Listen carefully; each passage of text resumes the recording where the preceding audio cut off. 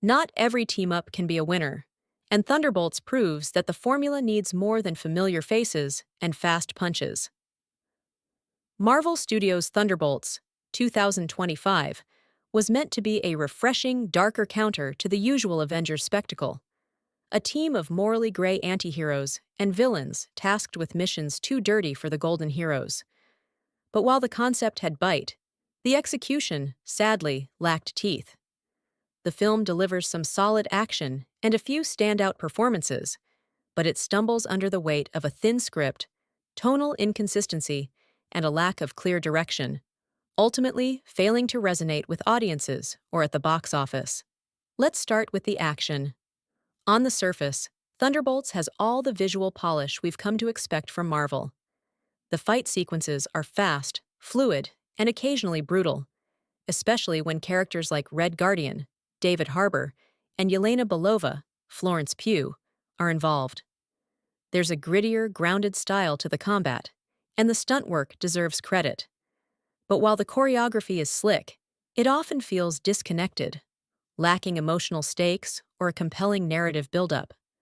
Action without weight is just noise, and this film occasionally falls into that trap. The characters, meanwhile, are a mixed bag. Florence Pugh once again shines as Yelena, delivering dry wit, emotional nuance, and physicality in equal measure. David Harbour brings charm and pathos to Red Guardian, balancing aging heroism with self-deprecating humor.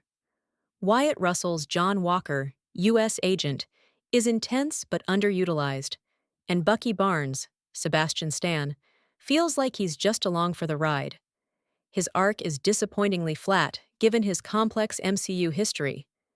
New additions like Ghost, John Kamen, and Taskmaster, Olga Kurylenko, are barely fleshed out, reduced to silent scowls and quick action beats. Even Julia Louis-Dreyfus as Valentina Allegra de Fontaine, once teased as a Machiavellian Nick Fury, doesn't get enough screen time or influence to justify her central role in assembling the team. There's simply not enough character development to make us care, and that's the film's greatest sin. Performance-wise, the cast gives their best with what they're given, but the script doesn't provide much emotional depth. The chemistry feels forced at times, and the team's dynamic never quite clicks. What should have been Marvel's answer to the Suicide Squad ends up feeling like a group of MCU leftovers thrown together with no real reason beyond franchise expansion. So why did it flop at the box office? The answer is layered. First, superhero fatigue is real. After years of interconnected stories and multiverse madness, audiences are craving either originality or something truly compelling, and Thunderbolts offers neither. It's tonally unsure of what it wants to be. Part espionage thriller, part dark comedy, part redemption story, but never fully committing to any of them. It's not dark enough to be edgy, not funny enough to be clever, and not emotional enough to be moving. Secondly, there was a lack of clear marketing identity. Fans weren't sure what the film was promising. Were these villains? Redeemed heroes? Is this important to the larger MCU? Without a compelling hook, casual audiences simply didn't show up.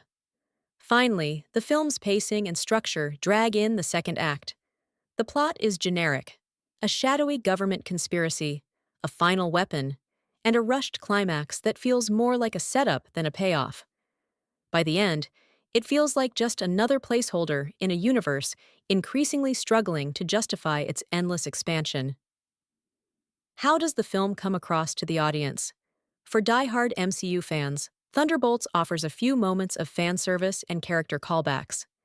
But for the average moviegoer, it's another forgettable entry that lacks the emotional resonance and excitement of Marvel's best. It doesn't offend, it just doesn't stick. Thunderbolts had promise, a strong cast, and an interesting premise, but it squanders them with a lifeless script and uncertain tone.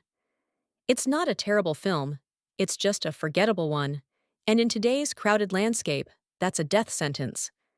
Marvel needed this to be bold and different. Instead, we got a shadow of former glory. Film rating, 5.5 out of 10.